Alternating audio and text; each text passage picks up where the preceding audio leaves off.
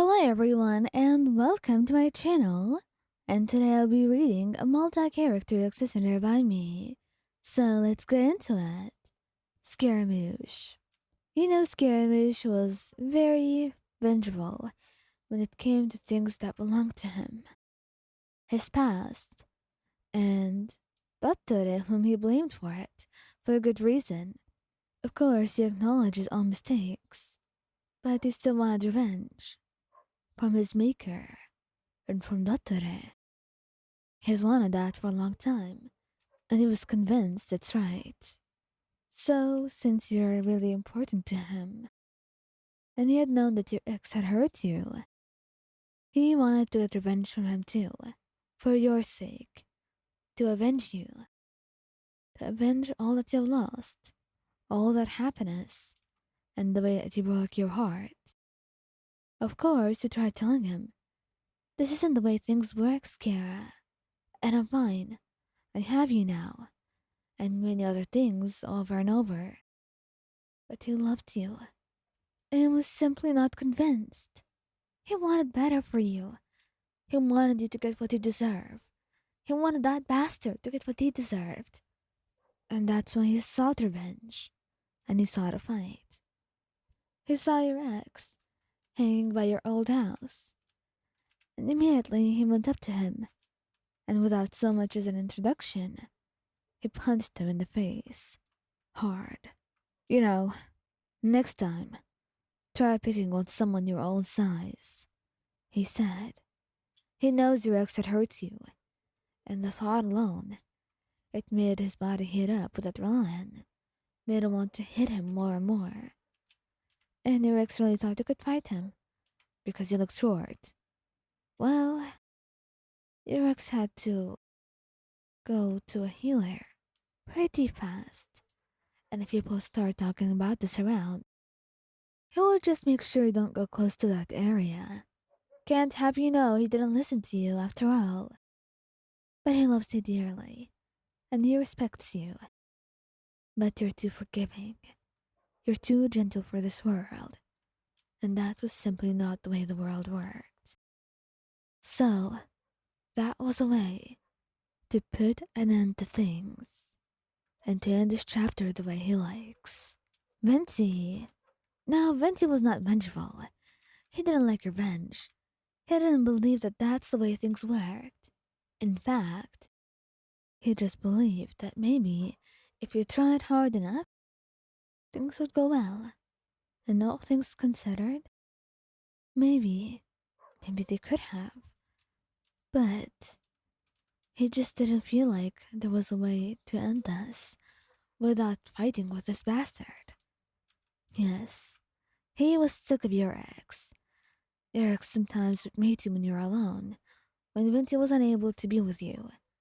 And then he would try and hurt you with his words and scare you, and you were terrified. Vinci had caught you crying once because of it.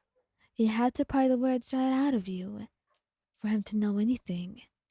But ever since he'd known about this, he has not felt well. In fact, he just wanted to hit the bastard more and more. And his philosophy of not getting revenge, and of being a pacifist, mostly, it just didn't work with him anymore. And that's when he decided that maybe this would have to be an exception.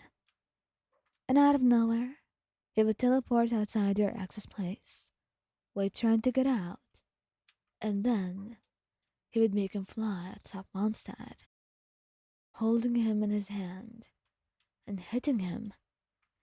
You see, what you have done to my precious Wayan is something I can't forgive, and it's something that I cannot let you live with either. So you have one of the two choices. Either you leave Mondstadt completely and apologize and show regret, or I will just have to end things here for you. Eric's was a trembling mess and had to apologize hastily, telling him that he will not be seen in Mondstadt again, and reluctantly, Venti let him go. And true to his word, Eric's never really came back, too afraid to do so. And in all honesty, you could not really blame him for that. If you were him, you would be terrified too. Xiao. Now, Xiao gets the knowledge that anybody was hurting you before.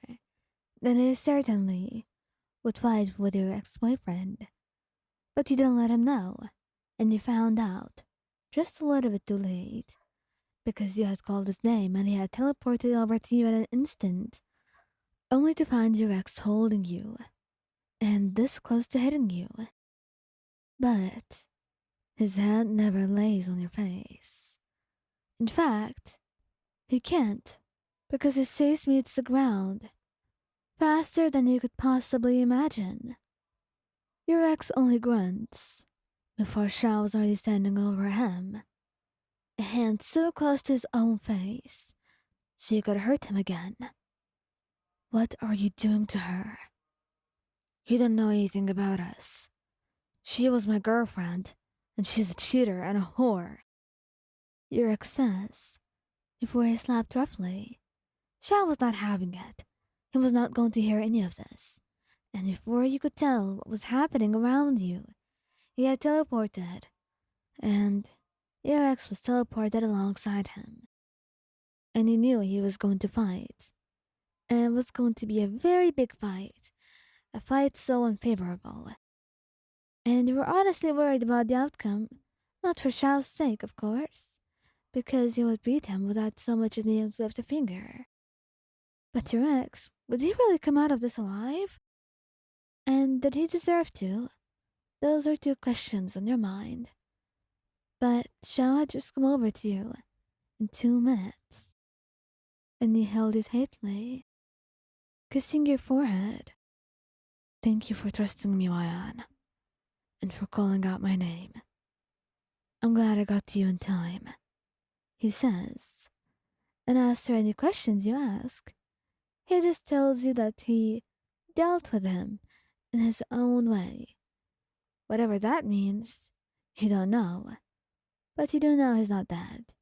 That's what Xiao told you to reassure you. Though you're not sure if that's exactly the best outcome now. However, you're more than happy because Xiao is holding you and is stroking your hair, kissing you, and telling you that you're the best thing that's ever happened to him. You don't know what your boyfriend has told him about you, but he seems to be a little bit guilty about something. Or maybe he just wants to make you feel better. Whatever it is that he wants, he was certainly doing it right.